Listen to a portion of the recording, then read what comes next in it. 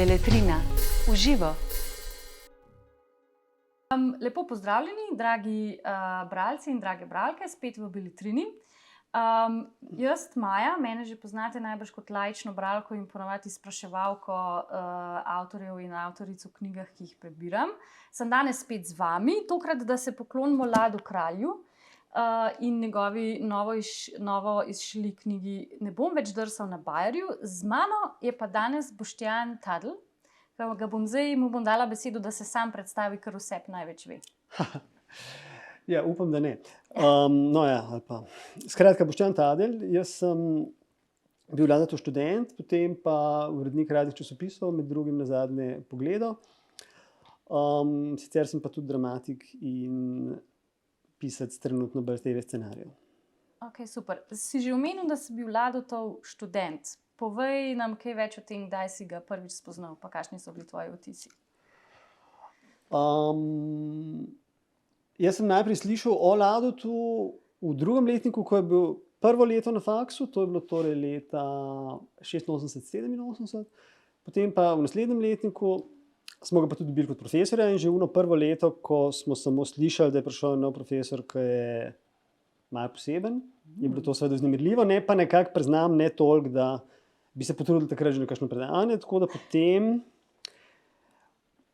smo pa res v naslednjem letniku smo pa ugotovili kar hitro, da je to res precej posebno, ker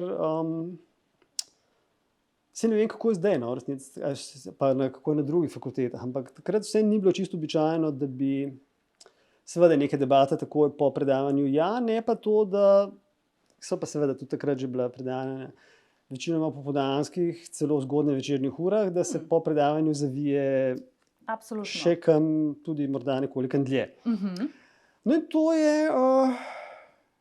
to je lepo uspevalo, če uporabim dikcijo iz tega romana. In smo nekako kar razvili dosti prijateljske odnose, ki si domišljam reči, da še danes trajajo. Okay, wow. Kakšen je bil pa Lado kot predavatelj? Zanimiv tudi v predavalnici, tako kot izven? Ja, ampak na drugačen način. Lado je seveda pravi gledališki človek in seveda zna v življenju vstopati in delovati v določenih vlogah. Tako da on je kot profesor, strogo v trenutku, ko je profesor, je drugačen kot privatna oseba. Skratka, to ni bila moja izkušnja sicer. Moja izkušnja s profesorji na faksu je bila, da so bili profesori tudi izven predavalnice in izven tega neposrednega odnosa. No, pravzaprav je bilo pa to seveda drugače. On je bil v vlogi profesorja zelo strikten. Ko pa je bil v vlogi zasebne osebe, je bil pa bistveno bolj sproščen. Človek. Ja, bil že hipi. Ok, klasično. Ja. Okay. Tudi mi sem se striktno vikala do trenutka moje diplome. Skratka, sem bila tudi v vlogah, jaz v vlogi študenta, on v vlogi profesora. Ne glede na to, da smo vmes tudi že v teh dveh vlogah kaj skupnega doživela, ampak skratka smo se striktno vikala v trenutku moje diplome, tako je do tega konca. Zanimivo, super. Kaj pa pol Lado kot pisatelj, dramaturg, kakšen je pa ta glas? Še tretji glas, poleg predavatelja, prijatelja in pisca? Ja, jaz sem njegovo neposredno ukvarjanje z gledališčem več ali manj zamudil oziroma ujel, recimo, ga na zadnji postaji, takrat, ko je bil umetniški vodja drame, ampak še to mislim, da samo zadnjo sezono ali pa dve. In nekako nisem imel pojma, da je takrat kdo je, nekdo ravnatelj, ne. Tako in takrat, to so bili tisti repertoarji, ki so bili mogoče za gimnazijce. Jaz sem imel kot gimnazijc abonma, ampak je bilo recimo po abonmaja precej težko ga zame, tako da o tem ne bi zelo kompetentno kaj imel za povedati. Seveda tista bolj vznemirljive stvari, gotovo bolj vznemirljive, sploh pa bolj prelomne, ne. Seveda okrog Glea Pekarne, še celo delovanje prednje šel v Ameriko in tako naprej, o tem pa seveda ne vem nič, ker sem se takrat enkrat približno rodil. Ne. Ampak skratka, potem v tej svoji vlogi profesorja pa Lado ni bil dejaven v gledališču, čeprav jaz sem ga enkrat nagovarjal, takrat je bilo eno umestno obdobje, ki v drami nekako ni bilo čisto jasno, kaj bo. Ne vem, kdo točno je že odhajal, pa ni bilo še vedno kdo. Par let pred Pipanovim prihodom sem ga nagovarjal, da zdaj pa Jano, zdaj pa seveda to se zdi divno izkušnjo, pa to bo pa zdaj, pa zdaj je, ne vem, nekaj se zgodilo, to se pa zdaj res splača potruditi, da to vendar še eno piko tam. No, ampak njega absolutno ni zanima. Okay. Te literarne ambicije so pa potem seveda šele res relativno pozno, se pojavile tako po upokojitvi. Ampak seveda Lado kot pisatelj je Lado pripovedovalec, Lado je fabulist, Lado je človek, ki seveda zabava celo mizo z odlično zgodbo, lahko neskončno časa. In ta dar pripovedovalski je v teh knjigah, v teh 3 knjigah seveda zelo razviden. To so page turnerji. Hkrati so ljubeznivi, duhoviti, seveda tudi nek sentimentalni tam, kjer je to prav. Skratka, mojster žanra, no, na nek način. Zdaj, kaj pa ta žanr je, pa najbrž malo težje vprašanje, ampak najbrž pa ne vrste, iščemo lepo slovensko besedo, kot je sažetek. Življenje in dela, no, tako nekako. Jaz sem tudi, ko sem brala tole knjigo, to je moja njegova prva. Če si ti bil njegov študent, takrat, ko si ratal študent, takrat sem le stara zelo, zelo skoraj nič. Tako da to je moje prvo srečanje in v bistvu mi je žal, da sem se šele zdaj srečala. Ampak pred 12 leti bi se lahko prvič. Ja, tako ne. Tako da bom definitivno si prebrala še Kosec, koso brusi, pa Če delaš omleto, ker se mi zdi, da morata biti na podobno vižo napisani kot Ne bom več drsal na bajarju. Kar je mene tukaj najbolj nepričakovano ujel, je bila ta prve 3/4 knjige, ki se mi zdi, da je napisana z eno tako ihto. Tako, življenjsko joie de vivre, neko tako hitrostjo, ker se mi zdi, da sem skozi ta prve 3/4 knjige ali pa polovičko padla z enim takim res navdušenim tempom. Pa ne vem, če si ti tudi tako padel not v to knjigo, ker pač, jaz nisem ne z Ljubljane, ne Šiške in sem si mislila, joj, tale Šiška, zdaj noč ne bom vedela, zakaj se gre. Ampak res tako z enim takim pripovedovalskim žarom te noter potegnem, da sem kar padla skozi. In a si imel tudi tak občutek, ne vem, jaz sem zelo čutila to neko hitenje, ampak ne da hoče nekam prideti, ampak res ta nek navdušenje nad tem, da se zdaj stvari dogajajo. No, če pravim po kosih odgovoriti, meni se ne zdi, da bi bila kakšna, recimo, neka cezura vmes. Meni se zdi, da ta teče navdušenje, ampak ta žar, to absolutno vztraja. Zdaj, dobro, je res, da sta recimo zadnji 2 poglavji ene vrste epilog. Ampak, mislim, epilog, ki pač poveže zgodbe od prej, sploh čisti konec, se mi zdi ampak, to navdušenje, kako temu rečeš, to pa po mojem je to, da Lado pač ima ta blazen pripovedovalski eros. On res uživa v tem. In seveda poslušalci uživajo in bralci, mislim, da tudi. On je zelo duhovit v nekih mikronivojih, besednih zvez, skratka, na nivoju stavka, super je to. Ja, res se... Je to res, mislim, je pa en mali cukorček, če govoriva začetek, konc, kar se mi zdi ena fina simetrija, in tlej in v omleti se namreč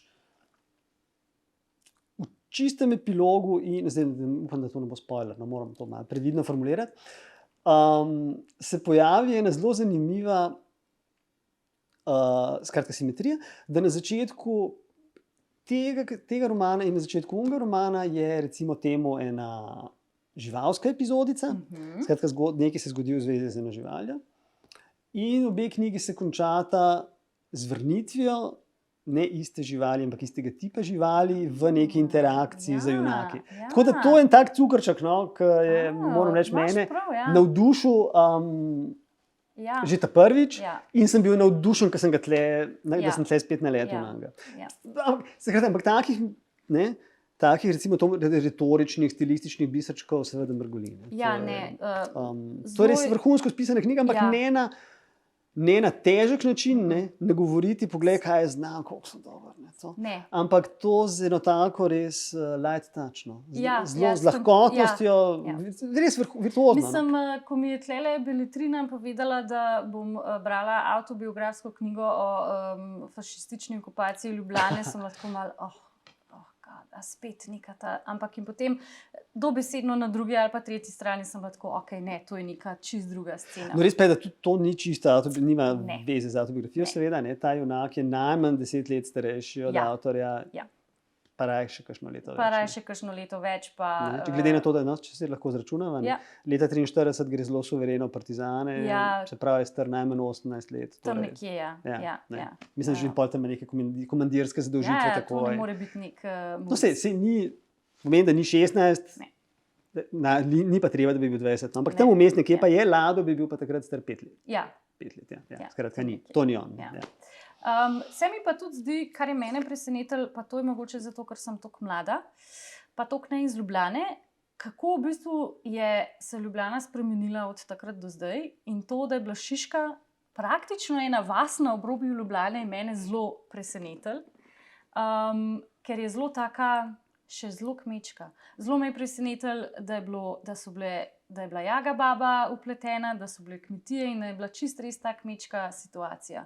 To nekako jaz nisem mogla bi vedeti, ker bi mi moglo biti logično, ampak nekako me je zelo presenetilo. Ne vem zakaj, najbrž zato, ker sem toliko mlaj, pa ne poznam te zgodovine toliko. No, tudi zame, to je meni popolnoma tuja Ljubljana. Seveda je pa to Ljubljana mojega starega očeta, ki je bil zdrav. In on je dnevno hodil v 30-ih, ne, on je bil pa malo starejši, kot je onak, seveda, ampak on je v tem okoli leta 30, hodil na srednjo tehnično, tam le nasprot filozofske, izdravel peš dnevno. To je bilo 1 uro. In to je bilo Orenkvast, to je bilo torej že čez današnjo obvoznico, ampak zdaj pa, tle pa zdaj to, zame, ki pa sem rojen v Ljubljani, skratka sredi 60-ih, pa skratka se zavedam, recimo, torej sredi 70-ih ali pa malo prej, je pa Ljubljana, kakršna je to. Potem so se zgradile neke soseske malo ven, ne vem, Fužine, neki te pač novejši bloki, ampak v principu lih Šiška, pa Bežigrad, recimo, pa začetek Viča, pa vse to tle pač neki, recimo do obvoznice, to je pa Ljubljana, ki je sezidana v bistvu v 20 letih po vojni. In to je pa... Skratka, to je pa v resnici nekaj, kar je Lado doživljal. Seveda, to je se njemu dogajalo v gimnaziji in na faksu. In to, kar je Ljubljana, to pač poznamo te podatke, Ljubljana je imela pred vojno, mislim, da tam 70-80 tisoč prebivalcev, skratka Orenk pod 100, na kar je šla v eni generaciji tja nekje do leta 70, pač to priseljevanje in velika rodnost, je šla do 300, tam nekje do leta 70, kjer je praktično še zdaj. To je to, To je zanimivo, da si omenil to, da je pa Lado v bistvu bil že toliko starejši, da je doživel to spremembo Ljubljane, ker se mi zdi, da pa ravno ta konc, ko sicer je potem ni več mogoče toliko navdušen, ampak je malo bolj sentimentalen pa nostalgičen, se mi pa zdi, da pa je mogoče malo bolj avtobiografski, ker mene je kar malo bolel, ko mu rušijo vse te zgradbe, pa Bajer zasujejo. Se mi zdi, da pa to govori iz ene take čisto osebne, majhen bolj osebne bolečine, ko ti doživiš eno tako večjo spremembo. Ampak se mi zdi, da vse glih pol, ne da bi zdaj res kvarila knjigo, pa vse glih na eno tako noto upanja konča s tisto luknjo noter, pa gremo zdaj iskati svojo ljubezen. Da je vse glih pol pod črto navdušenja polna knjiga. No, dobro, to je ene vrste politična poanta, seveda, ta konc. Tudi, vse zadnje tle mogoče neka manjša, tudi konc koncev res spet osebna paralela, ne bom spet, to spoiler, ne bom, ampak skratka, skozi neke podatke se da slutiti, da je to pot v nekam, kamor je konc koncev šel tudi avtor. Preberite knjigo, da zveste kam. Tako da mislim, to je po moje to, Zdaj, kar se pa tiče, to pa to po moje drži, kar si ti rekla, on je to, kar je v zadnjem poglavju, kako se ta šiška spreminja, Spremeni. to pa je seveda gledal živo. Ja. Ja, in je pa najbrž to. Nisem pa čisto prepričan, kje so oni takrat v resnici živeli. No. Nekje tam med vojno, pa ne vem, kdaj so šli v ta nebotičnik. To pa zdaj tudi jaz ne vem iz glave. Ampak definitivno, kot sam se večkrat izrazi, on je iz Šiške doma, v Šiške rojen in ta prav Šiškar. Ja. Se jim tako reče Šiškar, najbrž. Ja. Če ne, mi bojo pa nekje povedali na internetu, da sem se zmotila. To smo mi Okej. šiškari kot nas vetržene. Ok, super. Pol potrjeno. Jaz pa ne, jaz ne. Jaz sploh nisem tle z Ljubljane. Moja žena pa je, tako da tako da ne. Okay. Na pol insiderske informacije. Super. Okay. A bi še kaj dodal bralcem in bralkam na pot ob tej knjigi? Na svet priporočilo? Ja, vsekakor jo vzemite v roko, Aha. omleto pa tudi. Evo. Ja. In, ker mislim, da se na nek način res tudi super dopolnjujeta. In, tudi, ni to zelo velik zalogaj. Ne. To je Fleten se bere. ja, Fleten popolne ali dva. Ja, tako. super. Ok, odlično. Pol, če sva ostala brez besed, je to to. To se bojim, da nisva, ampak. Ne, bova s kamero se bojo ugasnile in bova šla, tako kot sta šla vidva z Lado tam na Tako, kavico. tako. bova na kavico. Prav, hvala lepa. Še enkrat priporočilo, vzemite si tole knjigo na dom, pridite v Beletrino, naročite si jo po spletu. A se jo da v e-bralniku brati? Da se jo tudi v e-bralniku brati, tako da res priporočava. Hvala, adijo. Se vidim. Beletrina. Uživo.